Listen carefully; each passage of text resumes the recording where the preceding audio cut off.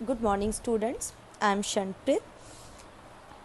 I hope you all are safe and fine at home and making the best use of this quarantine. So, you have to go through with all the lectures, and I want your confirmation in this video through comment section. Okay, जो भी बच्चा ये video को देखता जाएगा, समझ लगती जाएगी, तो आप कमेंट सेक्शन में अपना नाम और जो भी अपने डाउट्स है वो आप लिख देना. ओके, तो इन द फर्स्ट लेक्चर हमने क्या समझा था कि सिंपल सा चैप्टर था. It was not very tough and not as important for exam point of view. So this chapter is very important. So here I am starting with the system of units. सबसे पहले है physical quantities.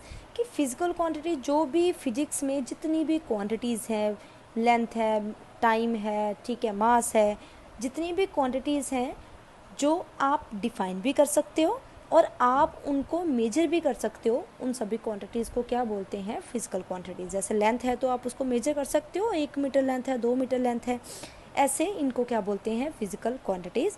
अब देखो जी, इन्हें major करने की ज़रूरत क्यों पड़ी? अब इनको मेजर तो करना ही पड़ेगा, क्योंकि अब देखो मैं एग्जांपल देती हूँ. मान लो जैसे न्यूटन का एक्सपेरिमेंट ही मान लो कि जो एप्पल है वो ऊपर से नीचे गिरा. अब इसको अगर मैं सोचूं कि एप्पल तो नीचे गिरा, ये कितनी वेलोसिटी के साथ गिरा, कितने टाइम में गिरा, और इसने आते आते कितनी जो लेंथ है, कितना डिस्टेंस जो है वो इसने कवर किया. अब देखो, मगर सभी को मैं मीटर ही मान लूँ तो टाइम का भी सेम हो गया मीटर, और वेलोसिटी का भी मीटर मान लूँ, ठीक है, और जो डिस्टेंस है उसका भी मीटर मान लूँ, तो मैं तो किसी को डिफ़ाइन ही नहीं कर सकती अलग अलग से. ठीक है, तो अलग अलग क्वांटिटीज़ को अलग अलग तरीके से जो मेजर है वो मुझे करना पड़ा. इसलिए हमने क्या किया कि सारी जितनी भी फंडामेंटल क्वांटिटीज़ हैं उनको 7 बेस क्वांटिटीज़ जो है जो डिफ़ाइन कर दिया, और वो 7 की 7 क्वांटिटीज़ आपने अच्छी तरह से याद कर लेनी है. ठीक है, तो hair I am with a table which is defining all these quantities. तो पहले तो मैं क्वांटिटीज़ बता दूँ. It is length, mass, time, electric current, temperature, amount of substance and luminous intensity. तो 7 की 7 याद रखो विद देयर यूनिट्स. बाकी की जितनी भी क्वांटिटीज़ हैं वो हम इनमें से ही डिराइव करते हैं, तो these are called derived units. तो वो उसका नेक्स्ट लेक्चर में जो है तो हम बात करेंगे. अब देखो लेंथ क्या है? लेंथ को हम मीटर में लिखते हैं and it's symbol is m. अब लेंथ होती क्या है? 1 मीटर लेंथ जो है वो कितनी होती है? वी नो दैट जो वेलोसिटी ऑफ लाइट है वो है 3 × 10⁸ ठीक है, इतनी वेलोसिटी के साथ जो है लाइट आ रही है, और जितना वो 1 बाय मतलब एक फ्रैक्शन भी नहीं है ये सेकंड का. 1 सेकंड देख लो कितना जो है वो छोटा होता है, लेकिन जो लाइट है वो 1 सेकंड में इतना ट्रैवल करती है, इतना. ठीक है, 3 × 10⁸ ऑलमोस्ट 3 lakhs जो है वो ट्रैवल कर रही है. ओके, और अगर मैं सेकंड को कम करूं, सेकंड को कम मीन्स मैं 1/299,792,458 इतना जो है फ्रैक्शन है वो सेकंड की लूँ, और उसमें कितनी लाइट ट्रैवल कर रही है उसको मैं क्या बोलती हूँ? 1 मीटर बोलते हैं. तो ये आपने अच्छी तरह से ऐसे ही याद रखनी है. आगे आ जाओ. किलोग्राम. 1 किलोग्राम क्या होता है? देखो बेटा, पेरिस में, ठीक है, इंटरनेशनल ब्यूरो ऑफ वेट्स है, वहाँ पे क्या है? एक प्रोटोटाइप है. प्रोटोटाइप मीन्स इससे ये देखो, ये प्रोटोटाइप जो है एक सिलेंडर की फॉर्म में है and it is of platinum and iridium. तो प्लेटिनम इरिडियम का जो ये सिलेंडर है इसको एक स्टैंडर्ड माना गया कि ये 1 किलोग्राम का है, और जितने भी हमारे यूनिट्स होते हैं तो ये इससे ही आगे जो डिफ़ाइन करते हैं. 1 किलोग्राम क्या है?